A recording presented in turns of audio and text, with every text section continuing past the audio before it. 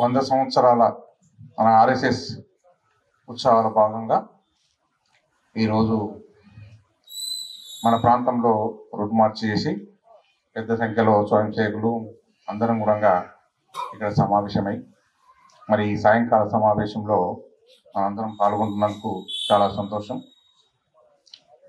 మరి దాదాపుగా ఎప్పుడో ఒక 40 సంవత్సరాల పూర్వం నేను స్వయం సేవకుగా దాదాపు ఒక 10 సంవత్సరాలు రెగ్యులర్గా శాఖలో పాల్గొని చాలా అనుభవాలు గడించి ఈ మధ్యకాలంలో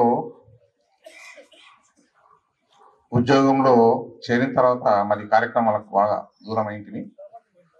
మళ్ళీ ఇప్పుడు ఈ 100 సంవత్సరాల భాగంగా ఉత్సవాల భాగంగా మళ్ళీ ఈ ఆర్ఎస్ కార్యక్రమంలో అంటే కుటుంబంలో మళ్ళీ సభ్యునిగా పాల్గొంటున్నందుకు పాత జ్ఞాపకాలతో చాలా ఉత్సాహంగా సంతోషంగా పాల్గొంటున్నందుకు నాకు చాలా సంతోషం. నా జన్మ ధన్యమైంది అని అనుకుంటున్నా. దాదాపు ఈ మధ్యనే గత 2-3 నెలల నుంచి మరి కార్యక్రమాల్లో పాల్గొంటున్నాం. దాదాపు రిటైర్డ్ అయ్యి కూడా 8 సంవత్సరాలు అయినా మళ్ళీ ఈ కార్యక్రమంలో పాల్గొనడం చాలా సంతోషం. మరి మన ఆర్ఎస్ఎస్ సంఘాన్ని ఎన్నో శాఖలుగా దేశమంతా కూడా విస్తరించి మరి 100 సంవత్సరాలు అయిపోయింది. మరి ఆ ఉత్సవాలను మనం ఇంత ఘనంగా ఒక పద్ధతిలో ఈ 2వ స్టెప్లో మరింత ఘనంగా నిర్వహించుకుంటున్నాం. ముందు కూడా మన కార్యక్రమాలు ఇంకా అంటే మన ఆర్ఎస్ఎస్ సంఘాన్ని స్థాపించిన తర్వాత ఇదంతా మేధావులు అందరికీ కూడా తెలిసే విషయాలు. మరి మెట్టు ఎక్కుతూ మరి ఈరోజు ఒక 100 సంవత్సరాల ఉత్సవాలను చేసుకుంటున్నామంటే మరి చరిత్రలో ఇది నిలిచిపోయే సంఘటనలు. కాబట్టి మనము మన సంఘాన్ని ఇంత ఘనంగా ఉత్సవాలను జరుపుకుంటూ ముందు కూడా ఇంకా 100 సంవత్సరాల వరకు కూడా మరి ఇది ఇప్పుడు కూడా చరిత్ర ఉన్నంత వరకు మన ఆర్ఎస్ఎస్ సంఘం ఎవరు ఎన్ని అడ్డంకులు సృష్టించినా ఇది ముందుకు వెళ్తూనే ఉంటుంది. పాత నీరు పోతూనే ఉంటుంది, కొత్తగా నీరు వస్తూనే ఉంటుంది. కాబట్టి ఇవి ముందు కూడా ఇంకా విజయాలను అందుకోవాలని ఆశిస్తూ నాకు ఈ అవకాశం ఇచ్చినందుకు ధన్యవాదాలు. సమస్త హిందూ సమాజం లోపల భారతదేశంలో ఉన్న జాతీయత భావన కలిగిన సమస్త హృదయాలలో మిగిలిపోయే రోజు ఇది. గత దసరా నుండి ప్రారంభమై ఇప్పటి జరుగుతున్న కార్యక్రమాల్లో నిన్ననే జరిగిన అఖిల భారతీయ సమావేశాల్లో మొత్తం దేశంలో 1,00,000 స్థలాలలో ఈ కార్యక్రమం నిర్వహించబడ్డది. దేశభక్తికి సంబంధించింది, ఆధ్యాత్మిక సంబంధించింది, హిందుత్వానికి సంబంధించింది. సమస్త భారతం విశాలమైన భారతం అన్నది ఉత్తర సముద్రం హిమాలయ పర్వతాల నుండి దక్షిణ భారతదేశం అట్లాగే సముద్రం వరకు పర్యంతమైన ఈ పవిత్రమైన భూమిలో భారతమాత యొక్క ఆరాధన 1,00,000 స్థలాల్లో జరగటం అవుతుందో చరిత్రలో ఇది మొదటిసారి. 1,00,000 స్థలాల్లో జరిగిన ఈ కార్యక్రమంలో 35 లక్షల మంది ఈ గణవేష్ ధారణ చేసి దీక్షాపరులే పాల్గొన్నారు. అట్లాగే ప్రార్థన సభా కార్యక్రమంలో ఇంకొక 75 లక్షల మంది పాల్గొన్నారు. 1 కోటి మంది ప్రజలతో జరిగిన అత్యంత వైభవ సంపన్నంగా జరిగిన కార్యక్రమం. దేశ చరిత్రలో ఎప్పుడు కూడా 1 కోటి మంది ఒక కార్యక్రమం అవ్వడం చాలా అరుదు.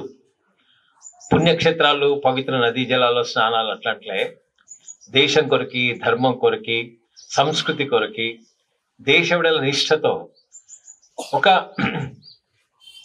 నైతిక జీవనం గడపాలి, ఉన్నత ఆశయం కొరకు జీవించాలని ఒక సంకల్పంతో ఆ రకంగా జనం 1 కోటి మంది రావటం అవుతుందో అది చాలా అరుదైన సన్నివేశం.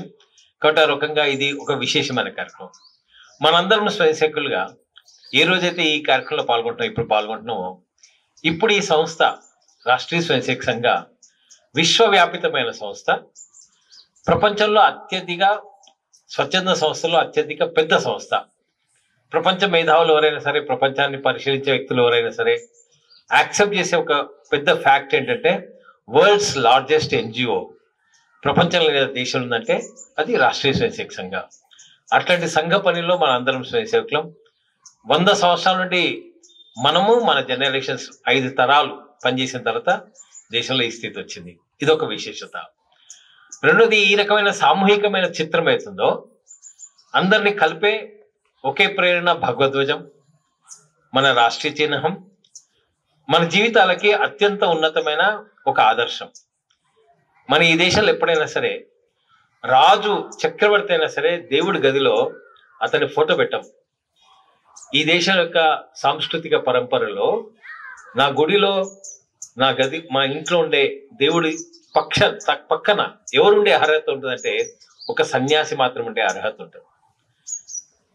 1,00,000 కోట్లు సంపాదించిన, పెద్ద రాజ్యాలను ఏర్పరిచిన ఈ దేశంలో అతనికి స్థానం లభించదు. సర్వసంగ పరిత్యాగం ఎవరైనా సరే ఆయన కాళ్ళకి ఈ దేశం దండం పెడుతుంది. కాబట్టి త్యాగము, సమర్పణ అనేది హిందూ జీవన పద్ధతికి ఉత్కృష్టమైన విలువ. సో నా జీవితంలో నేను ఈ దేశంలో జన్మించినందుకు నేను ఎంత అధ్యయనం చేసినా, ఎంత భక్తితో ఉన్నా, ఎంత ఆరాధన చేసినా, ఎంత సాధన చేసినా, ఒకవేళ ఈ 2 గుణాల లోపల నాకు ఎక్కడన్నా సరే సరైన విషయం లభించలేదు అనుకోండి, భారతీయ ఆధ్యాత్మికత భక్తి లభించినట్టే లెక్క. కానీ నేను చాలా గొప్ప భక్తుని, నియమిత సాధన చేస్తా, కానీ స్వార్థపరుని అవుతా అనుకోండి, ఒకవేళ నేను భక్తి లేనట్టే లెక్క. నా స్వార్థం కారణం మా అమ్మ నాన్నని పట్టించుకోను, నా చుట్టూన్న సమాజాన్ని పట్టించుకోను, నా బాధ్యతలు విస్మరిస్తా, నా దేశాన్ని మర్చిపోతా, నా యొక్క సంస్కృతిని మర్చిపోతా అన్న రోజు అది భక్తి కాదు. అందుకే ఈ భక్తి యొక్క మొదటి లక్షణం ఏంటంటే సమర్పణ భావన, వేరే వాళ్ళకి ఇవ్వటము, త్యాగ భావన, ఇంకొకరు సహకరించటం. అట్లాంటి ఒక ఉన్నత ఆదర్శాలతో కూడుకున్న ఒక ఉద్యమమే రాష్ట్రీయ స్వయంసేవక సంఘ.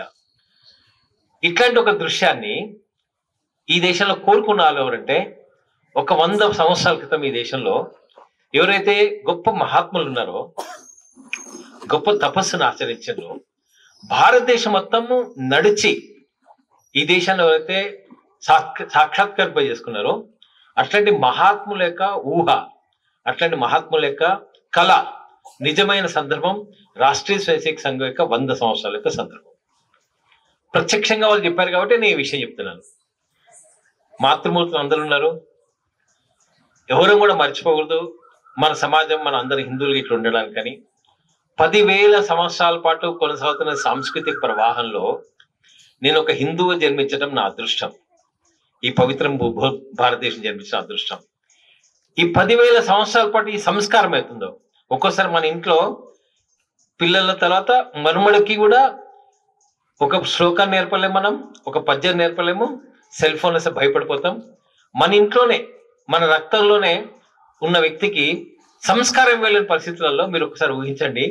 10,000 సంవత్సరాల పాటు ఈ దేశం లోపల ఇంత వైవిధ్యం ఉన్న దేశంలో ఇన్ని భాషలు, 1000 భాషలు, ఇన్ని రకాల సాంప్రదాయాలు, ఇన్ని రకాల ఆచార వ్యవహారాలు, ఇంత వైవిధ్యం ఉన్న దేశంలో 10,000 సంవత్సరాల పాటు శ్రీరాముడు చంద్రుడు ఉన్నప్పుడు ఏ సాంస్కృతిక ప్రభావం ఉందో, ఏ గృహం ఉండేనో, మహాభారతంలో ఏ విలువలు ఉండేనో, ఈ రోజు కూడా ఈ దేశంలో ఈ విలువలు కొనసాగుతున్నాయంటే మనకి ఈ యొక్క అమృతాన్ని అందించిన అనేక మంది జీవితాలు మనకు ప్రేరణాదాయకం.